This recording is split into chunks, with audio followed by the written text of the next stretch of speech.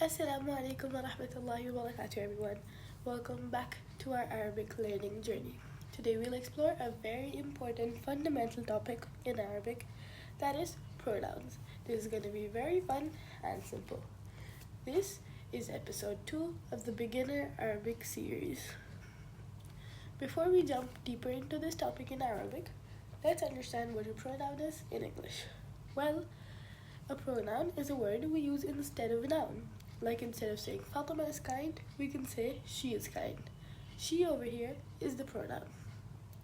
Now Arabic has its own set of pronouns, and today we'll focus only on the singular ones.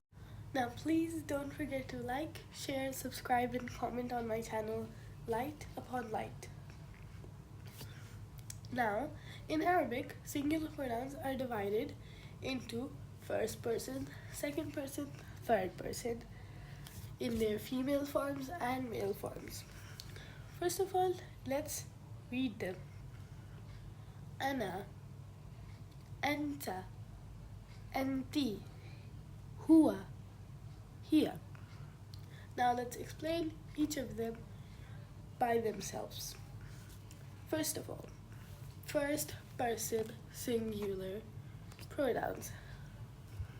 This is called mutakallim in Arabic. Ana. We use ana when talking about ourselves, whether you're female or male. For example, ana bintun, I am a girl. Ana dhakiyun, I am smart. Ana min Faransa, I am from France. Perfect. Now, second person singular pronouns. In Arabic, these are called ضمائر مخاطب. Let's repeat, ضمائر مخاطب. Now in Arabic, these are, first of all, أنت. We use أنت when talking about someone who is male and is present at the moment in front of you. For example, أنت تحب اللعب. You like playing. For males. أنت مهندس. You are an engineer. Male. أنت من قطر. You are from Qatar. This all are only used for males. Now, in the case of females, we use أنتِ. We use أنتِ when talking about someone, female, who is present in front of us at the moment. For example, أنتِ تحبين الطبخ. You like cooking, which is only used for females. أنتِ دكتورة. You are a doctor. This is also used for females. أنتِ من عمان. You are from Oman. Now, third person singular pronouns. In Arabic, these are called ضمائر غائب. Let's repeat, ضمائر غائب. First of all, huwa. We use huwa when talking about someone male who is not present in front of you. That is, he is absent. For example, huwa Muhammad. He is Muhammad. Huwa alimun. He is a scientist. Again, for males. Huwa min Amerika.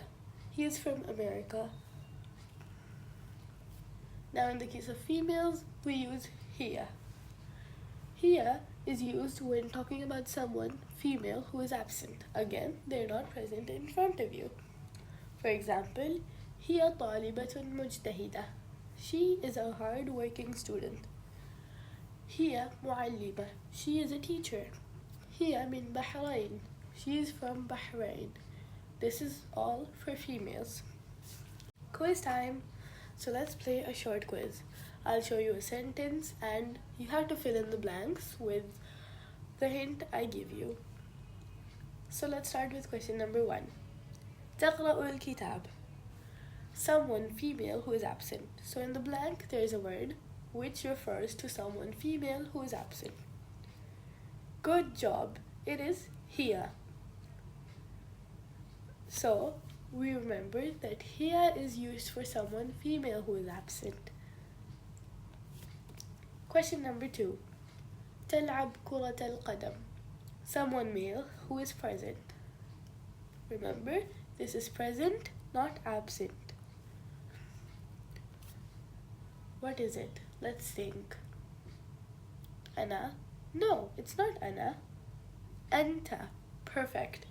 This is indeed the word anta, which is used for someone male who is present. Third question. Yajri.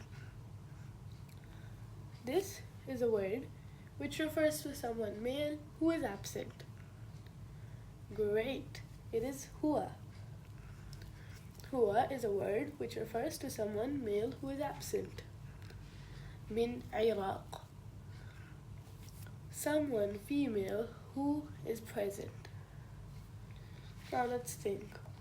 Someone female who is present. What do you think? Perfect. It is anti. أحب الرسم. The hint given over here is this is used for ourselves. That is first person pronoun. Perfect. It is أنا. Lastly, a recap. A very short recap about singular pronouns. أنا, I, first person. أنت and أنتي, you male and you for females. This is second person. هو and هي, he and she. Both of them are third person pronouns. Ma salama. See you next time in a new video. Don't forget this chapter as we're gonna continue it in the next video.